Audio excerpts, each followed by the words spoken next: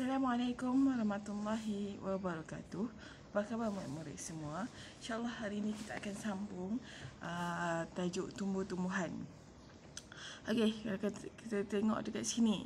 Okey, dekat sini gambar apa?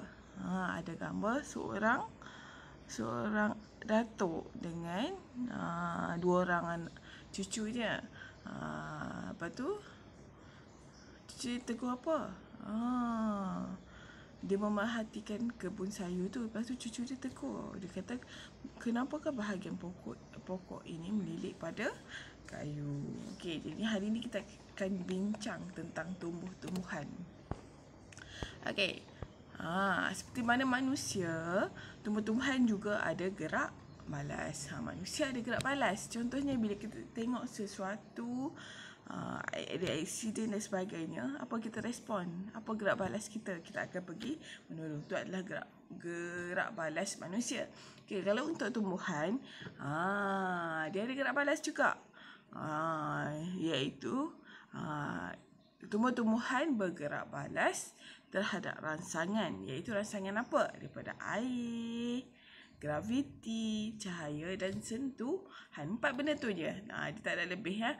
Air, graviti, cahaya dan sentuhan. Okey, kita tengok gambar yang pertama, iaitu akar, bahagian tumbuh-tumbuhan yang bergerak balas dan tumbuh ke arah air dan tarikan graviti. Kalau kita tengok dekat situ adalah akar. Akar ni dia bergerak balas terhadap apa? Yang pertama air, yang kedua adalah graviti. Contohnya bila ada akar tu, dia akan turun ke bawah. Dia akan menghala, akar tu akan menghala ke graviti. Dan kalau ada air dekat sebelah, kalau tengok gambar tu, ada air kat sebelah, dia akan bergerak ke tepi. Okey, jadinya awak kena ingat akar bergerak balas terhadap air dan graviti. Okey, seterusnya pucuk pokok tu. Daun-daun pokok tu, dia punya apa yang batang dia yang paling atas tu kita panggil pucuk. Okey, pucuk, bahagian tumbuhan yang bergerak balas dan tumbuh ke arah cahaya. Dia akan bergerak balas, dia akan bergerak menghala ke cahaya. Okey, ingat pucuk adalah cahaya. Daun. Okey, daun bahagian pada sesetengah tumbuh-tumbuhan yang bergerak balas terhadap sentuhan. Contohnya pokok apa? Pokok semalu. Bila kita sentuh, apa jadi? Dia akan menguncup. Jadinya rangsangan ada 4 saja, iaitu graviti, air, cahaya dan sentuhan. Tu yang awak kena ingat. Dan satu lagi pokok yang bertindak balas terhadap sentuhan adalah pokok perangkap lalat Venus. Bila kita pegang, bila kita sentuh, dia akan tertutup juga. Sama macam pokok semalu. 2 pokok tu je. Okey, jadi kita akan tengok eksperimen. Okey, eksperimen ni gerak balas tumbuh-tumbuhan. Okey, tujuan ni dia menyiasat gerak balas akar terhadap air. Hipotesisnya akar bergerak balas ke arah air. Okey, apa yang dia buat? Dia ada letakkan, kalau kita tengok dekat sini. Dia letakkan biji benih. Ada 3 biji benih. Lepas tu dia tandakan A dan B. Biji benih tu dia letak antara A dengan B. Lepas tu apa dia buat? Dia letak kapas dekat tepi-tepinya. Kita tengok dekat situ. Okey, dia letak kapas dekat tepinya. Sebab apa? Lepas tu dia titikkan A. Dekat sini dia titikkan air ke atas kapas A. Kapas A ni dia titikkan air. Kapas B dia tak titikkan air. Sebab kat sini kita nak menyiasat apa? Kita menyiasat pergerakan akar terhadap air. Jadinya, okey, dia kata perhatikan tumbuhan akar biji benih setiap hari selama seminggu. Rekodkan pemerhatian kamu dalam bentuk akaran. Okey, apa yang jadi? A ada air, dititiskan air. B tak dititiskan air. Apa akan jadi? Ke arah manakah pergerakan akar biji benih kacang hijau tumbuh? A ke B? Sebabnya akar dia bergerak balas terhadap air. Jadi dia akan bergerak ke A ke B? Yang ada air. A. Jadi dia akan bergerak ke arah A. Okey. Adakah hipotesis kamu diterima? Dia cakap hipotesis kita tadi apa? Tengok balik. Hipotesis kita akar bergerak balas air, betul tak? Diterima tak? Diterima. Hipotesis kita diterima. Dan yang ketiga, apakah kesimpulan kamu berdasarkan aktiviti ini? Apa kesimpulan kita? Akar bergerak ke arah air. Okey, boleh faham? Okey, seterusnya kita akan tengok pula. Okey, aktiviti 2, menyiasat gerak balas akar terhadap graviti. Okey, yang ni graviti pula. Okey, macam mana dia buat? Dia kata letakkan kapas sehingga dia letakkan kapas penuh dalam piring. Lepas tu, kemudian lekatkan biji benih dengan pita pelekat dui muka. Okey, dia lekatkan biji benih dengan double tape. Pada kedudukan yang berbeza. Okey, lepas tu titiskan air ke atas kapas dengan menggunakan straw sehingga lembap sepenuhnya. Okey, kita titiskan air ke atas semua kapas tu. Okey, lepas tu dia kata dia tutupkan piring petri dengan plastik pembalut makanan dan dia buat beberapa lubang pada permukaan plastik tu. Okey, lepas tu dia letakkan menegak. Okey, kalau kita tengok sini, dia letakkan secara menegak. Dia secara menegak. Lepas tu, okey, macam tu dia letakkan secara menegak. Lepas tu dia minta kita perhatikan pertumbuhan akar biji benih selama seminggu dan rekodkan pemerhatian dalam bentuk lakaran. Okey, soalannya, ke arah manakah pergerakan akar biji benih kacang hijau tumbuh? Disebabkan dia letak menegak. Dia letak menegak macam tu kan. Okey, biji benih ada kat sini. Okey, apa yang berlaku? Akar dia akan, graviti kita ke mana? Ke bawah. Jadinya, akarnya akan menghala ke bawah. Sebabnya graviti dia ke bawah. Jadinya, adakah hipotesis kamu diterima? Hipotesis kita akan bergerak balas ke arah graviti. Dia terima. Apakah kesimpulan kamu berdasarkan aktiviti ini? Akar bergerak ke arah graviti ataupun ke arah bawah. Akar bergerak ke bawah disebabkan graviti. Okey. Boleh faham? Okey, yang ketiga, aktiviti yang ketiga, dia nak menyiasat gerak balas pucuk terhadap cahaya. Pucuk bergerak balas hipotesisnya pucuk bergerak balas ke arah cahaya. Okey, dia ada dua kotak kasut. Dia labelkan A dan B. Okey, lepas tu dia kata dia buat satu lubang pada sisi kiri kotak A kiri dan kotak B kanan dengan menggunakan pisau. Dia buat dua lubang. Lubang pertama dekat kotak A sebelah kiri. Lubang yang kedua dekat kotak B sebelah kanan. Okey, lepas tu dia letakkan anak pokok cili dalam kedua-dua kotak dan tutup kotak tersebut. Lepas tu dia buat apa? Dia letakkan kedua-dua kotak di tempat yang terdedah pada cahaya matahari. Lepas tu perhatikan pertumbuhan pucuk pokok cili selepas seminggu. Rekodkan pemerhatian kamu dalam bentuk lakaran.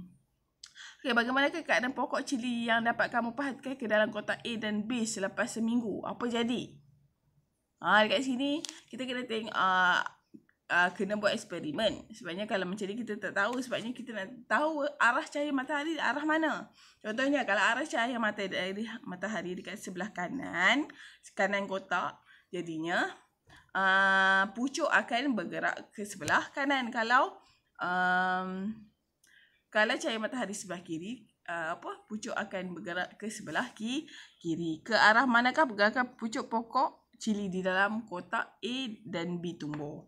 Okey, adakah hipotesis kamu diterima? Hipotesis kita tidak apa? Pucuk bergerak balas ke arah cahaya. Kesimpulannya, pucuk bergerak ke arah kanan ke kiri disebabkan cahaya. Itu kesimpulan kita. Okay, dan last sekali, okay, aktiviti kita ialah menyiasat bahagian tumbuh-tumbuhan yang bergerak balas terhadap sentuhan. Daun pokok semalu bergerak balas terhadap sentuhan. Betul ke tak? Kita tahu sekejap lagi Okey, ada pokok semalu je. Okey, pokok semalu. Okey, kita sentuh bahagian daun pokok semalu dengan jari. Kemudian perhatikan keadaan yang berlaku. Kita sentuh jari kita dekat daun pokok semalu. Lepas tu kita rekodkan apa yang berlaku. Okay, lepas tu dia suruh kita ulang langkah 1 dan 2 dengan menyentuh bahagian bunga dan batang pokok semalu. Kita sentuh bunga dan batang pula. Apa yang terjadi? Okey, berdasarkan aktiviti nak apakah yang boleh diperhatikan pada bahagian daun, bunga dan batang pokok semalu apabila disentuh? Semua. Bila kita sentuh je daun, pokok, bunga, apa yang terjadi? Adakah kesemuanya menguncup? Okey, yang kedua, adakah hipotesis kamu diterima? Daun pokok semalu bergerak balas terhadap sentuhan. Okey, apakah kesimpulan kamu? Berikan contoh tumbuh-tumbuhan lain bergerak balas terhadap sentuhan. Bagaimanakah bahagian tumbuh-tumbuhan tersebut bergerak balas? Tadi saya bagi tahu pokok apa kan? Okey. Ini selesai untuk rangsangan terhadap gerak balas. Okey, seterusnya kita kena ingat tadi ada 4 jenis rangsangan, iaitu air, graviti, cahaya dan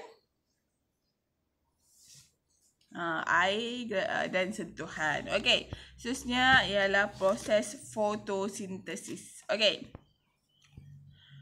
tumbuh-tumbuhan dan manusia dan haiwan memerlukan makanan untuk terus hidup dan membesar. Okey, manusia dan haiwan boleh bergerak untuk dapatkan makanan. Macam mana pula dengan tumbuh-tumbuhan?